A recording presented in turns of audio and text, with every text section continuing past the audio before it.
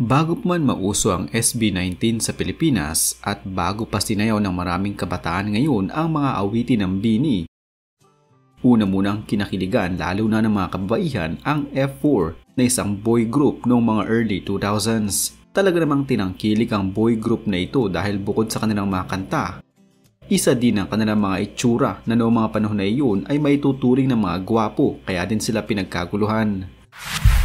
Marami pa noon sa mga awitin nila ang ginawa ng Pinoy version at kinanta sa wikang Filipino. Marahil ay dahil na din sa pagganap nila sa Meteor Garden kaya din mas naging sikat ang grupong ito. Marami din sa mga batang 90s at 80s ang pinakilig ng programang ito mula nang ito i-air sa Pilipinas noong mga early 2000s. Pero ang malaking katanungan ngayon, nasaan na nga ba ang F4 at anong nangyari sa kanila matapos silang mawala sa Meteor Garden? Sila pa din ba ang F4 na nakilala at kinakiligan ng marami sa atin noon? Halina't atin itong alamin. Sa kasalukuyan ay nagluluksa pa rin ang maraming mga tagahanga ni Barbie Sue na sumikat sa Pilipinas bilang si Shansai.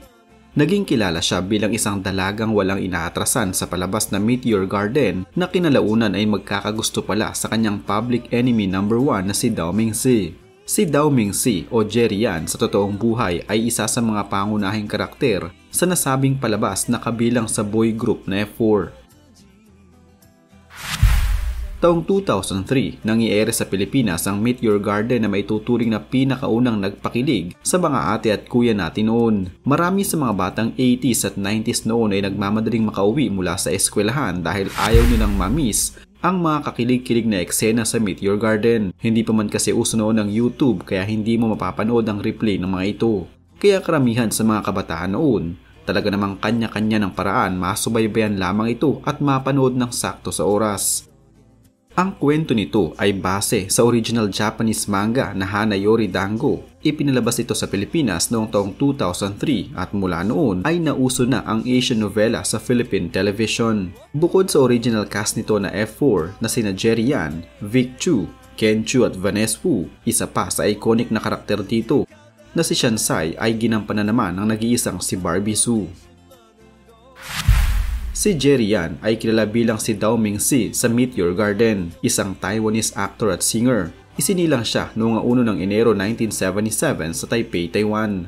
Nakilala siya sa kanyang gwapong mukha at karisma. Matapos ang matagumpay na pagpapalabas ng Meteor Garden, nakilala si Jerry Yan hindi na lamang sa bansang Taiwan kundi maging sa ibang mga bansa sa Asia at maging sa ibang bahagi ng mundo. Sumikat siya dahil sa kanyang natural na pagganap bilang isang mayamang binata na si Dao Mingsi, nakilala rin sa kanyang naging pag-ibig sa karakter naman ni Shansai o ni Barbie Sue. Pagkatapos ng Meteor Garden ay nagpatuloy si Jerry Yan sa pag-arte sa iba pang mga palabas at pelikula. Isa sa may tuturing na pinakamatagumpay niyang proyekto matapos ang Meteor Garden ay ang Taiwanese drama na The Hospital noong taong 2006. Naging isa din siya sa mga cast ng Hot Shot noong taong 2008. Muling nagkaroon ng matagumpay na album ang F4 noong mga taong 2007 at 2013. Tungkol naman sa kanyang personal na buhay, naging marami noon ang napabalita niyang nakarelasyon. Subalit hanggang sa ngayon ay walang kumpirmasyon tungkol sa kasalukuyang estado nito sa kanyang buhay pag-ibig.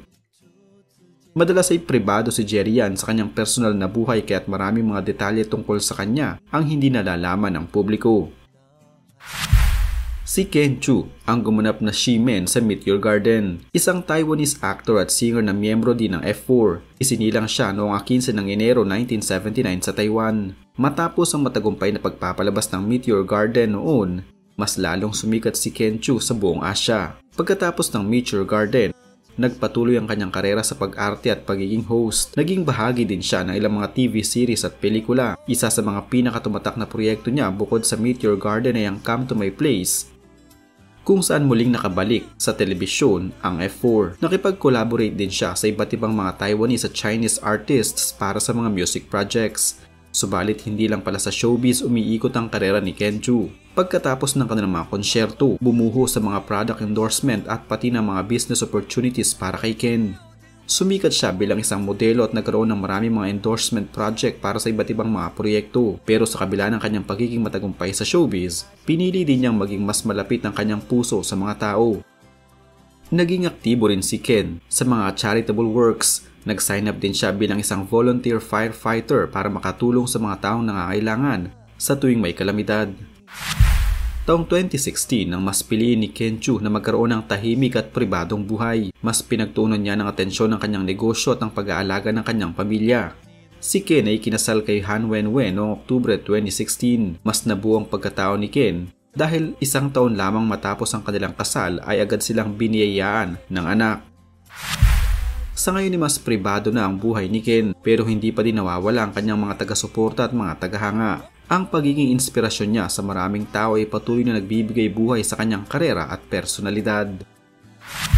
Si Vanessa Wu, kilala din na Mei Zhu sa Meet Your Garden. Siya ay isang Taiwanese-American actor, singer at direktor. Isinilang siya noong 7 ng Agosto 1978 sa Santa Monica, California ng bansang Estados Unidos. Ang unang pagkakataon niya na sumikat ay noong taong 2001 nang maging isa siya sa hit TV series na Meet Your Garden kasama si Barbie Hsu at ang kanyang mga kagrupo sa F4. Matapos ang pamamayagpag ng Meet Your Garden, inilabas ng F4 ang kanilang self-titled album at talaga namang naging hit ang kanilang mga naging kanta sa buong Asia. Naging parte din si Vanessa sa ilang mga pelikula at TV shows. Nang mawala ang F4, si Vanessa ay nagsimulang umawit ng solo. Pinagtuunan din niya ng pansin ang kanyang pag-arte sa mga palabas at pelikula. Nakapaglabas siya ng mga solo albums at nagkaroon ng maraming mga kanta na ang ilan ay nag-top pa sa mga music charts. Bilang isang aktor ay nagkaroon din siya ng ilang mga palabas at proyekto. Naging bahagi siya ng ilang mga Taiwanese drama gaya na lamang ng Autumn's Concerto at Material Queen. Naging kilala din siya sa mga internasyonal na entablado at telebisyon kabilang ang kanyang pagganap sa Hollywood film na Dragon Blade kasama ang premyadong aktor na si Jackie Chan. Bukod sa kanyang acting at singing career, naging direktor din siya ng ilang mga music videos at nagsimula ng kanyang sariling fashion line. Siya ay kinasal sa kanyang long-time girlfriend na si Arisa Sheo, isang Singaporean fashion designer subalit makaraan ng ilang taon, nagkaroon sila ng problema sa kanilang pagsasama at naghiwalay noong taong 2018. Si Vic Chu o Vic Zhu na isang Taiwanese actor at singer ay pinanganak noong 9 ng Hunyo 1981 sa Taiwan. Dahil sa matagumpay na pagpapalabas ng Meet Your Garden noon, nagkaroon ng matinding popularidad at kasikatan si Vic sa buong Asia at sa ilang bahagi ng mundo. Matapos ang Meet Your Garden ay nagpatuloy na umangat ang kanyang karera. Bumida siya sa ilang mga TV series at pelikula at ilan sa kanyang mga pinakakilalang palabas ay ang Mars noong taong 2004 kung saan muli niyang nakasama si Barbie Hsu, Silence noong taong 2006, Sweet Relationship noong taong 2007 at Black and White noong taong 2009. Hindi na lamang sa pag-arte nakilala si Vic, kundi pati na rin sa husay nito sa pagkanta. Sa kanyang personal naman na buhay, noong taong 2015, kinumpirma mismo ni Vic ang kanyang relasyon sa kanyang dating co-star na si Rin Yu na isang Taiwanese actress. Ikinasal sila noong taong 2015 at sa ngayon ay masayang binubuo ang kanilang pamilya.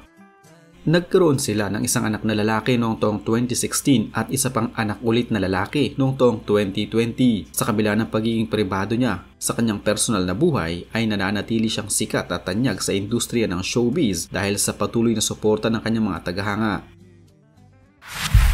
Ang F4 ay hindi lamang naghatid ng kilig sa ating mga manonood, kundi nagbahagi din sila ng mahalagang mga aral sa buhay. Ang mga miyembro ng F4 ay nagbigay din ng inspirasyon sa mga manonood na huwag magsasawang mangarap sa buhay basta sasamahan mo ito ng sipag at dasal. At kung sakaling dumating na sa iyo ang swerteng matagal mo nang hinihintay, stay humble at laging magpasalamat sa taas. Hindi ka nakakasiguro kung hanggang kailan lamang ito, kaya dapat mong alagaan, ingatan at pahalagahan.